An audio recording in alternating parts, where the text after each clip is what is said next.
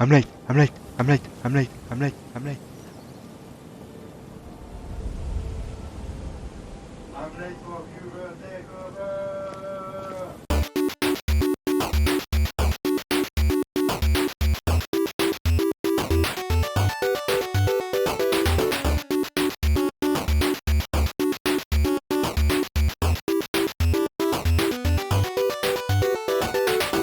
This is Viewer Takeover, where we film every Monday night and bring it to YouTube every Tuesday. Is Viewer Takeover, the thing right here. You're watching. You made it. Congratulations.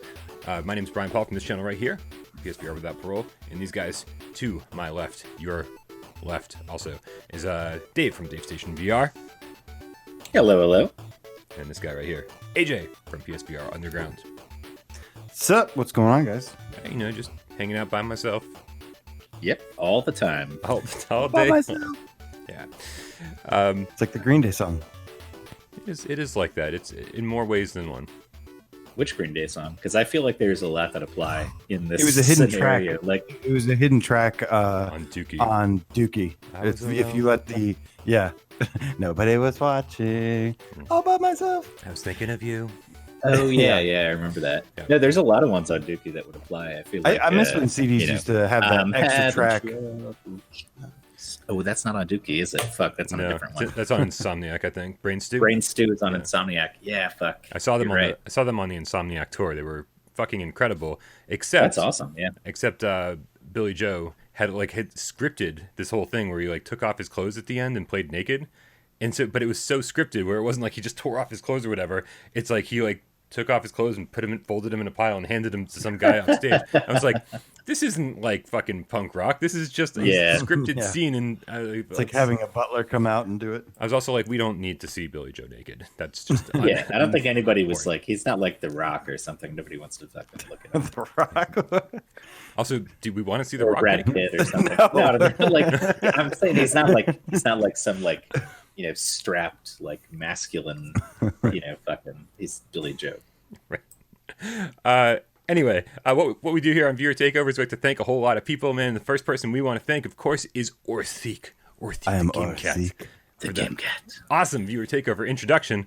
Skyrim, right? Is that what we're assuming? Skyrim VR is the so, with fucking the shit, and weird that makes me little guy happy to running see him getting creative with Skyrim VR. And I loved it. I was laughing. It made me laugh. Thank you, Orseek. That was great. Yeah, seriously, I've watched it 5 times now. I've laughed 5 times. I love it. It's just so goofy and off the rails. So creative. The funny thing to me too is the only person who's ever late for Viewer Takeover is really you, Brian, because you're the one putting it out. So there's no time. Like if you are Brian's always putting behind it out. schedule, Right. then you're the one who's late for Viewer Takeover. But no That's one can be late. that's It a doesn't very happen good at a certain time. Okay. Well, if you want to be the next Orthique and introduce the next Viewer Takeover, you can totally do that because there's none in the queue, as always. So submit your short, sweet, seductive Viewer Takeover introduction to withoutparole@gmail.com. But keep in mind, it's a Gmail account, so keep it short, keep it simple, keep it sexy. And as Jeremy always says, if it doesn't fit in our inbox, consider yourself lucky. But of course, Orseek's not the only person we want to thank this week. We also want to thank the people who went to patreon.com/withoutparole. Games. And other ones giving us $1 or more every single month to keep this channel running. It's more important than ever that if you can contribute to the channel, that we would really appreciate your contribution, because some people are in financial dire straits currently and had to pull their Patreon support. We understand. We hope you're still sticking around and watching the shows and taking care of yourselves and your loved ones. But if you're not in a situation like that and you can contribute, please consider it, because that's what I'm living off of right now. I just want to say, everybody out there, please take care of yourselves. You're the most important people in your life. So take care of yourself. We love you. But of course, Patreon supporters, these people down here that I did not do this for. I should have done that like a minute ago when the thing popped up. They're not the only people we want to thank, are they, AJ? No, Brian. We'd also like to thank those who went and changed their name to something GameCat, something, and they can, of course, let us know by putting hashtag GameCat. And can leave it in any comment. And that's just another way to show their loyal, undivided support for us. We do appreciate it. And this week, we have 4 new Game Cats to welcome to the Game Cat Dojo, Brian. Starting with Cape Panic, the paper Game Cat in a room. He gets on here a lot.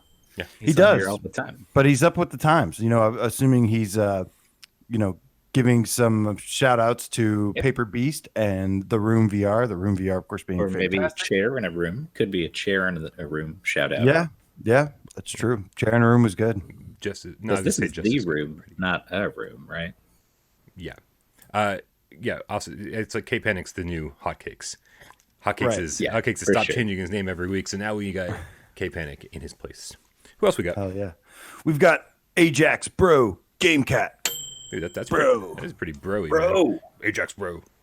Ajax, bro. People used to call me Ajax because Really? name's AJ. That's your- yeah. there you I don't know. I didn't know if I you're don't just know. super clean. Hey Jay, what's your real name? That's my viewer takeover question. I will tell you another Offline. day. Okay. I will tell you that once Alvo comes out, my middle name is Jonathan. Oh, your where the name J is comes- Alvo Jonathan. So yeah. So it'll be at one point Alvo Jonathan PSVR. You're waiting for the big reveal. Yes, During the big video, reveal. you'll say, "Hey guys, my name is actually Alvo Actually Jonathan." that. And then next we've got Mike Sparky, the game cat. Sparky. Sparks. I like they changed his name to a pet name. Like, you're Sparky. Who's a come here, Sparky? I think all the cats should have a pet name. I take that back. That sounds really weird. Yeah, I don't know. Right. Yeah. People already think we're a bunch of furries. We don't need to exacerbate the situation. All right, and finally we've got Sick the Vic Game Cat. I'm glad he's not Vic the sick game cat. Yeah, that would be wait, an issue no, right now. You absolutely. don't want to be. Yeah. Yeah. Yeah. Sick is an amazing Slipknot song for those who don't know. But I don't think I that's didn't know that. what that's what he's going for there. But I'll bet you a pizza that probably is it. Sick the Vic. Yeah. But yeah, of course, like I said, anybody can show their support by changing their name, and we will give you a shout out on next viewer takeover. Oh yeah, that's right, man. That's right. Okay, so what's the point of the show though? Really, it's not to just thank a bunch of people, right? What is No, it? it's Well, not. I mean, it is. That's a big part of it. It's like we're also- 90%. no, no, Eight no, goddamn hold on. minutes. Yeah. The main point of the show is to tell everybody to go to the Discord and to add AJ on Twitter, because those are the most important things that we'll Thank say you. throughout this whole episode, and we'll say them several times Stay up to in date. each episode. You say At them Watch several here. times. I have to Underground. edit them out every single time. I don't. You're the one who usually Contest, says it. I just deals. swept in and covered up for you. New Been announcements. lazy. everything. All right, let's go. All of What your we do- deepest, darkest hey, desires. What we do on the show really is we answer questions from the people who have questions. We answer those questions that they asked us. And so let's get started. What do you guys think? All right, Let's dive into it. let's dive into it. The first question comes to us from Billy Paw, the game cat. Man, Good old Billy Paw. Dude's every popular week, as man. hell, right? Yeah. He's got good questions. Yeah. If everyone keeps asking good questions, I'll keep showcasing you as well. You should start a YouTube channel, man. He should. He should. I bet. I think I'd watch Billy Paw. Yeah. He says, with the world on lockdown, this is getting dark, it's time to dive into our backlogs and play some underappreciated PlayStation VR games. What are your top 5 hidden gems for the platform? Hashtag viewer takeover like a pro. Guys, why don't you, I think top 5 doesn't really work with 3 people. You either get top 3 or top 6, so I think we're going to do top 6. Dave, you want to take us away with one of your Yeah, sure. hidden gem recommendations? So the first one that popped into my head is actually the DreamWorks Voltron VR experience, which I don't know, people don't talk about it ever, but it's a short game. It's obviously a tie-in, but as far as tie-ins go, it's got to be one of the best ones, if not the best one. It looks great. The way that they use the comic book like pop-out style animations for dialogue and stuff works really well. And there's like some like Star Fox style, like on rails shooting scenes, and like I don't know. I just think that it's a really polished, like well put together kind of. If you're into Voltron or any of those like big mech kind of things, it's cool. Like diving into a Sunday morning cartoon, and you get to have a boss fight at the end where you're controlling, the shootout. So I think that one's really good. Dave, I'll tell you, And it's like $10. It's not bad. I'm not I never watched the new series of Voltron. I only watched Neither it when did I was I a kid. really. Yeah, neither did I. But this was great for me. I absolutely love this. So for anyone who hasn't been keeping up with the series, this is still a lot of fun. Well, yeah, the thing is for me, like I'm not even a huge fan and I still enjoyed it a lot. So, you don't have to be into it for, to have a good time with it. Right. It is short though, right? Just a heads up to everybody. It's like a Yeah, it's like a long episode of a TV show. It's like an hour, yeah, an hour and a half, maybe tops. Um, AJ, what's your first recommendation? First recommendation is going to be one that I have recommended a long time ago, but I actually had good feedback because sometimes I recommend something and they're like, I hate this game. So this one, I got good feedback from my dude Gumball's Game Room. What's up, dude? And it's called Neptune Flux. It's made by one developer. It's only like $7.99. It's pretty cheap.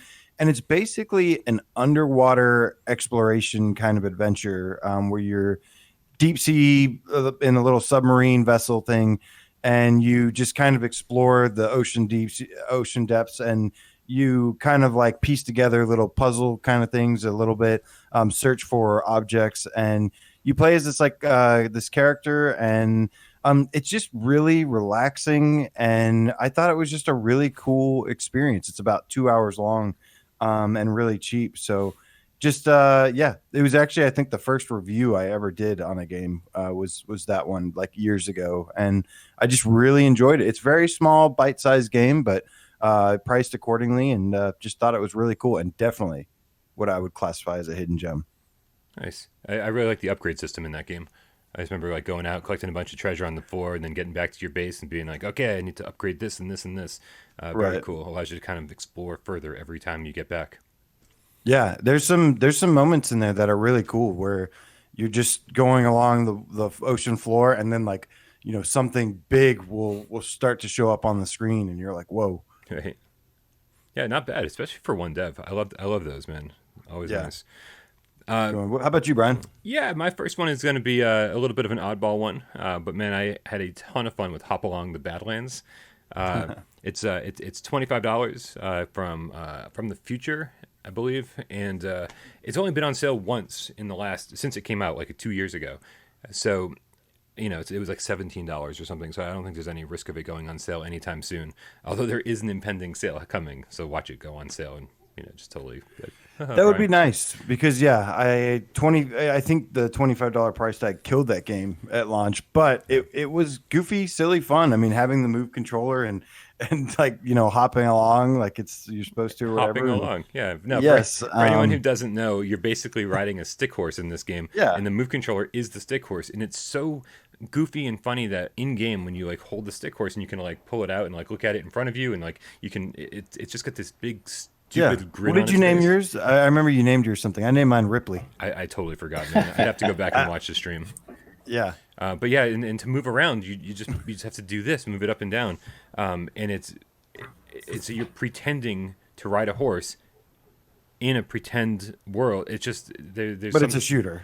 but it's also a shooter, right? A Your other Western hand is a shooter. gun, and it's just a lot of fun, man. And- It's stupid. Funny enough, that locomotion system like really works. Yeah, It's it really does. fun, and just seeing the animation, like your horse will have little flappy, hair coming off the back and stuff. Like it's really well done, and it's kind of whimsical. Yeah. Just like stuff that you could only really accomplish in VR. And it's like this for me. It would be like the perfect escape right now. Like the last thing I want to do right now is be thinking about the world outside and all the serious stuff that's going on. And you go in there and you just can't. You kind of can't help but smile and you just be like, "Hey, here's this goofy cartoon world. Have fun." And I think that's what people need right now. Yeah, don't play Red Dead Redemption. It's too dark. Play Hop Along the Badlands. Dave, what about your second one? My second one is going to be Oh My Genesis, which is kind of a God game that came out very early, if not at launch, like really early. And I think it's an Asian dev team from like Hong Kong or something. Kind of a weird one where you buy the game and then it's like $2.99, but it's a really, really short, just like one level tutorial plus stage. And then they release DLC, which are separate stages that add all new mechanics for each one, also $2.99 each. So like the whole game is like, what is that? $9, I guess, if you buy all the DLC packs, which will probably get you about maybe like an hour and a half, 2 hours or something. But it's really well done. Like it looks good. It's fun to play. And I just wish they had kept expanding on it. I don't know if it just didn't sell well or anything episodic kind of peters out, it seems like, on our platform. So I can't imagine it sold well. It's like yeah, but it was so cheap, and it's like it's a pretty polished, like good looking game. So that's Yeah. mine. No, it's for $3. I will say that I didn't pick it up at launch. It was a very early game. And I think sometimes when you price your game at $3 and you call it something goofy like "Oh My Genesis," it's kind of easy to overlook. People are going to go, "This isn't anything real, nothing to worry about here." for sure. Yeah. But if anybody's curious about it, we do have an upcoming Why We Love episode next Monday. And so we're going to go into depth about that. And so if you're curious about what Dave's talking about, we'll certainly follow up with that next week. Perfect timing. So for my second one, this is what I think is the epitome of a hidden gem, and that's going to be this game called HeroCade. But it's not exactly the game HeroCade that I'm talking about. It's a game within a game, and it's called Dread Halls. It's a hidden gem inside of a piece of coal, essentially. Yes. HeroCade is a series of mini games. Most of them are really bad. Are just like okay and not really anything worth your time. I think or really money. bad is pretty appropriate. But I would absolutely, like I say this all the time, I bought HeroCade just for Dread Halls alone. It's only $15, and I thought it was completely worth it just for that because I've spent several hours into it. You do it's basically what I like to call a run for your life simulator, where that's pretty much it. You're just trying to survive and get to the end of this like maze like puzzle. And there's if you guys haven't seen it, picture like Spooky's Jump Scare Mansion, but like more serious looking, not like funny and cartoony. Right. It's actually pretty terrifying. Yeah. And I absolutely love this game. This is one of my favorite hidden gems. And yeah, it's just there's all the different sorts of creatures, and there's basically a story mode where there's like four different levels that you have to beat, and then there's a randomized mode where they just throw everything at you at any given time. And it'll be like something like you'll come across the statue that looks like the Predator or something, or some gargoyle, and like you'll turn around. And every time you turn around, it starts following you. So you turn back around, and it's like right up in your grill, and it freaks you out. And it's just an amazing, scary game for everybody that loves horror games. It is a must-have game. HeroCade is what it's called, but the game within it is called Dread Halls. That's the one you want to play. Yeah, it's a shame. They really did a disservice to themselves by not selling it separately. I mean, there's no way they could have sold all the rest of the games in that package on their own. They probably could have thrown each of them up on the store for $1.99 each or something like that. Just been like, hey, here's some tech demo garbage. But man, HeroCade, they easily could have sold for $10-15 alone. No problem. If I were them, I would absolutely separate it from that and just make a standalone title. Yeah. Yeah, if that could be $5, that would sell like hotcakes, as long as people knew that it was out there, Yeah. Yeah. And then final recommendation is going to be Witching Tower by Daily Magic Productions. Never been on sale. It's been $20 since launch, and this is just one of those weird games where it doesn't do anything particularly different. It doesn't do anything particularly exceptionally well, but the whole package just sort of works together. It's this sort of medieval fantasy adventure where you get a few special powers, you get to do some sword fighting, and it's some puzzle solving. It's just about. I think it's mostly puzzle. I think it's mostly a puzzle game, right? I would say mostly a puzzle game. Yeah. But the setting, the music, the atmosphere. I mean, it looks like a Castlevania castle, and even some of the characters look like they're straight out of Castlevania. And I think that's what I really liked about it. But that's a great pick, man. I loved Witching Tower. I had such a blast with it. Yeah, it's fairly short, I think, right? I don't think it's like 3 hours, 4 hours best, at most. I think 3 hours is pretty much where I ended with it. A few collectibles, things to find around the environments, but really it's just about the puzzles in each room. We say this all the time. We say the things are very tangible, and this is a very tangible environment, and like you're picking up like red matter, holding on to like big objects and stuff. It's just. You probably won't know what I mean until you play it, but it's very cool and definitely underappreciated. I never did an official review of it. It's written and just unedited on my hard drive somewhere. So maybe one of these days I'll get around to publishing that unaired review. That's a good one. All right, so I'm going to take the second question, and it comes via Kate Panic, the paper game cat in Sirens a room on my end. Sorry, guys. From PSVR this week. It says hashtag viewer takeover, hashtag it's a PS5 thing. It says, as Sony says updates from developers to upgrade games to be compatible with PSVR on next gen, if this involves cost, what, if anything, would you guys pay per game that you've previously purchased to get an upgrade to PS5 and VR? What games would you or wouldn't you pay for an upgrade for?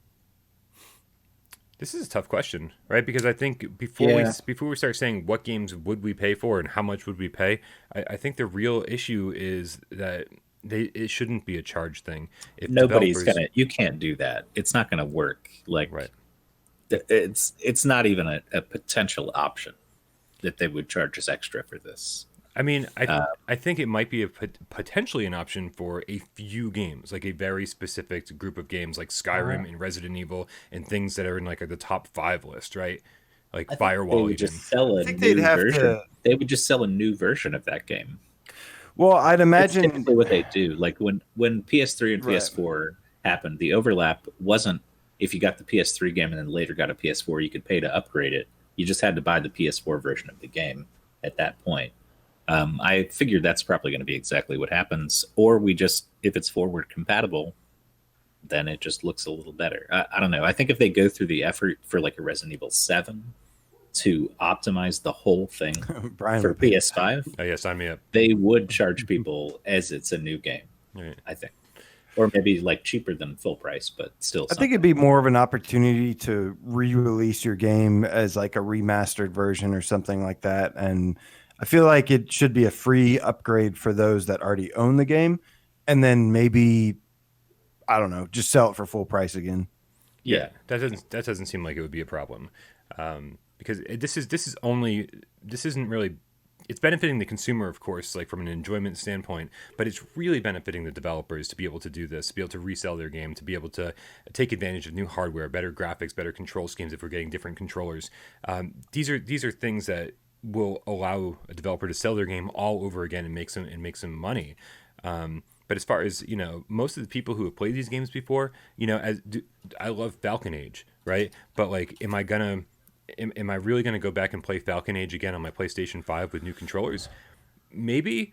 I mean, in all fairness, they are talking about, some big content updates.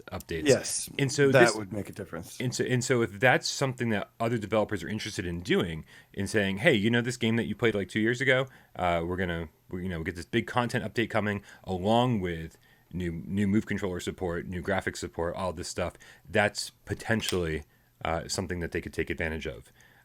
But other than that, if it's just like, slight graphics upgrade, controller upgrade, I don't know. It's going to be a tough sell. I mean, something like Separation I'd like to see with enhanced graphics, more detailed environments, stuff like that. I mean, there's tons of games. Would I pay for it? Would you pay for it? Okay, so if he asked, what would you pay? I'd pay like just a few bucks. Like that's how much I'd like to pay. Yeah. Again, I think you nailed it. But it would have to be a significant upgrade, though. I think you nailed it. They should just charge full price all over again on the PlayStation 5. But if you own it, then free upgrade sounds great. Free upgrade. Yep. Yeah. Pretty simple answer, I guess. Yeah. All right. Yeah. It works. And the final question comes to us from Corix the Game Cat. There we go. Left a hashtag viewer takeover and said, I won't buy a game if it is snap turning and or teleportation only. How about you? Corix, I think we all disagree with that. There are some games that just kind of skirt I that. completely disagree with it. Well, no, I mean, in a lot of cases, it can be a big deal breaker for people. But if the game is good enough, you can get over it. I mean, snap turning more than teleportation, I think. But I don't know. I just feel like it's a lot of times, we've talked about this before, a lot of times it's not because they decided that was most comfortable. It's because the game can't render as well if you're doing a smooth. I feel like that's like a myth. No. If you're snapping into a place and it just has to render like, oop, okay, I'm over here now, you're cutting out all the animation of all those frames in between. And so I don't think that is not a factor. 9 times out of 10, I've heard that developers say specifically that the reason they don't have smooth turning in some cases is because of stuff like that, because it's too taxing on the system. Yeah, we've heard both sides of it. Whether sometimes it's motion sickness issues, sometimes it's performance issues. We've definitely heard both sides. 9 of it. times out of 10, every developer I've talked to has always said motion sickness. I know there was like maybe 1 or 2 like years ago that said that, but I haven't heard anybody say that since. So that's why I meant. But the truth is, I think I 99% agree with Corks here. I will most likely at least be very upset about smooth turning, especially teleport only. But there are games that I will say are an exception, and that's games that are designed around it. The best example I can give you is the Room VR, a Dark Matter, which that's what I was going to say. Last week. Yeah, it's designed in a way to where that doesn't affect the comfort and enjoyment of the game. While I kind of felt the opposite for Paper Beast, while I wanted to slowly walk through and enjoy the view and walk around and explore, but the Room was more about just having puzzles in front of you and figuring them out, and it had this wonderful presentation about it. And yeah, that's a game, an example where I'm okay with it. I still would want smooth turning for those of us who don't get sick. I think that would be nice. But the node teleportation, also Blood and Truth is another example. How they use node teleportation to give you more freedom. Like node full locomotion. Node full locomotion. I mean, because you're not teleporting anywhere. You're just walking from node right. to node. You click and then it walks. But that's an example. That's another example of how you can still make a damn good game without having full locomotion. It just has to be designed for it, though. It has to be designed around it.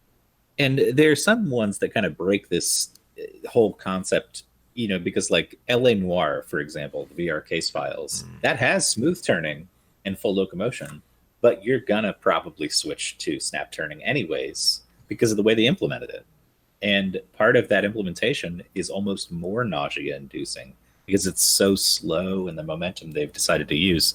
Like in some cases, smooth turning is not just a band-aid to cover everything else up about the game. It's not really always better as an option. Right. No, absolutely. It's Just most of the time. I mean, I agree with everything you guys are saying. I'm like obviously. I mean, as far as the Room's concerned, I've said this a bunch of times already. Like I think what they did was really good, and it's a kind of an elegant solution to kind of keep people on track as well. They created these awesome environments, but there were so many things I was like, what's that over there? But they didn't let me go over there, and I was like, oh well, it's not important. I don't have to worry about that thing over there. But there's a part of me that was like, you know what? Give me a full body, give me full locomotion, give me this immersion, and let me go check that out for 5 minutes and realize it has nothing to do with the puzzle. Like give me that. Yeah. So I'm a little torn. It is more immersive. Well, it is more immersive. Can we say that Daracene would have been any better if it was full locomotion? I don't know. Like that's the kind of thing. There's certain examples of games where it just kind of breaks down the whole idea of it being 100% necessary. Like VR creates so many different opportunities for like unique styles of gameplay that we haven't seen, where it's not just a one size fits all thing where you can say like with the judge's hammer, bang the gavel down and just say any game with smooth turning not included and without locomotion is terrible and I will not buy it and it should not be. What I will say is regardless of whether or not they design it around it, I think if developers are smart, I think they will put, not to call any developer that doesn't do it stupid, because they're not. They're way smarter than I am. But I think if they were smart and they actually were paying attention to the community and to the buyers out there, that they would add a full locomotion, smooth turning option.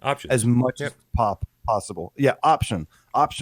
I hope one day that is a standard where it's like, there's an option for both. I hope that becomes a standard one day.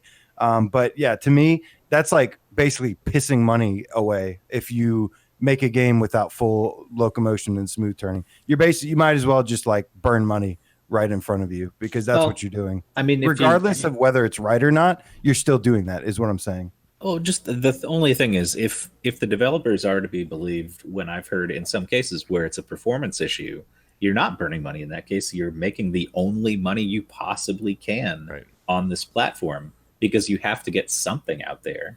And if it doesn't meet the frame rate specs or the, frames per second or whatever it is that, Sony's QA process needs when you're doing smooth turning and you have to take it out, that's not burning money. That's the only way you can get your game to run on an OG PS4. Right. And so I think we'll see less of that on PS5. Obviously, I think it'll become less of an issue to introduce that as an option.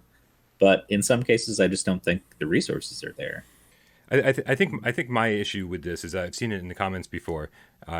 Is that people are saying, "What do you're playing Resident Evil 7 with a DualShock 4?" Like, I refuse to buy any game that doesn't support Move controllers, right? So people are setting this standard in stone. We're like impossible to please some everybody. Of the best games don't even fall under that. I mean, Astrobot, Resident Evil 7, like you said, there's a lot of stuff you just can't play if that's your mentality. And if you say, oh, it has to be full locomotion, well, there goes Blood and Truth. There goes all kinds of stuff, like it's just not a tenable position to have. Right. This is Gen 1 of PSVR. Like we are the testing ground. We are the guinea pigs, and you can decide how to spend your money, and you can vote with your wallet. But that's not to say that you're gonna. That just means you're gonna miss out on a lot of good games. You're just depriving yourself of stuff. Definitely. So I think we're all in the same boat. We all want click turning. We all want click turning options, but we'd rather have smooth turning. We all want full locomotion. But the fact is that there's too many good things out there that don't support the things we want.